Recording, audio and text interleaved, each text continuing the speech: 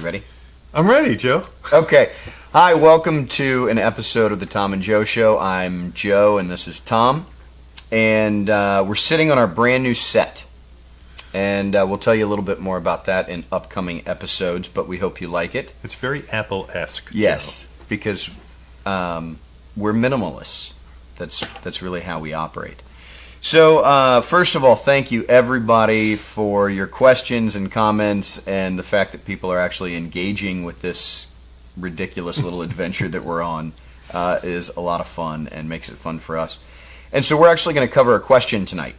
And, Tom, you've got a question for us? Yeah, this one comes from Jeff from Palo Alto, California. Hi, Jeff. One of the biggest obstacles, in my opinion, to being an entrepreneur is finding that unique and original idea that you think you can make a company out of. How did you find that inspiration? And do you think that you have to have an original product or service to be a successful entrepreneur? That's a good question. That's a great question. That's Who's going to answer it? I don't know. Do we have a guest? I guess it's us. I guess there's a few things to think about with this question. First of all, I think we as thinkers and idea people search for that perfect idea, the absolute perfect idea. And I know we've been there before, and I've been paralyzed in moving forward with businesses because I was waiting for the perfect idea. And look, if this is the first time you've ever heard it, listen to this one closely. There is no such thing as the perfect idea. No matter what it is, it will end up not being just right. And the amount of people who have started things that they thought were perfect and had to change in the middle of them. They call it pivoting these days. This is true. Yeah. That would be the cool MBA term for it. We call it Plan B. Or Plan C, yeah. Or Plan D. Yes. So there's no such thing as the perfect idea. I think the first thing you have to do is what, Tom? Well, I think you need to assess your risk tolerance. You know, can you afford not to take an income for a while? Can you are you personally capable of the pressure that is going to be put on you and your family? I know there was a period. I'm very entrepreneurial, from a young age. I know him. But there was a period in my life when we had small kids that I had to put everything. I had to put all those urges on hold. And I had a great job. I could be entrepreneurial in, but it had a great salary. But I didn't have all the risk. And as my kids got older, my situation changed. It was a different thing. What? I'm just thinking because when we went into business together, my kids were all really little, and you sucked me into all this stuff. But you're saying, well, I was safe. So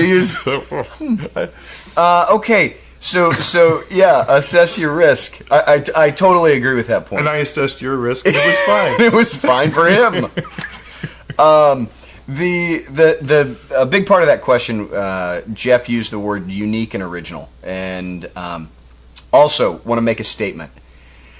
Original ideas are highly overrated. I think some of the most interesting, amazing companies that are out there are absolutely not original ideas. Some of the companies that we look at and the entrepreneurs that we respect the most are folks who took something that was already happening in a marketplace and changed it. And I think maybe just a different twist. Yeah. Well, I think there's a couple of key things when you're assessing your idea that we believe will lead to it being successful. I was thinking about this on the way over to the studio. Your house. My basement. Yeah. And I was thinking about my dental practice that I go to, my dentist. So who you're a big fan of. He talks about his dentist. It's a little odd. I'm a big fan of my dental practice. Listen, I pass dozens of dental offices on the way to the one I go to. It's a group of 3 female dentists. They all graduated UNC, I don't know, maybe 10 years ago. But what they created was an experience. So it's almost like a spa when you go in. It's very calming, great surroundings, wonderful accoutrements. Is that the word? I don't know. I don't know what that word is. Anyway, they make the experience memorable. What are you doing? Writing down accoutrement. Oh, you're going to look it up? Yes, because I don't know what that word is. Now, listen, if they were bad dentists, yes, it wouldn't matter. Right. Like all Right. of that stuff would just be silly.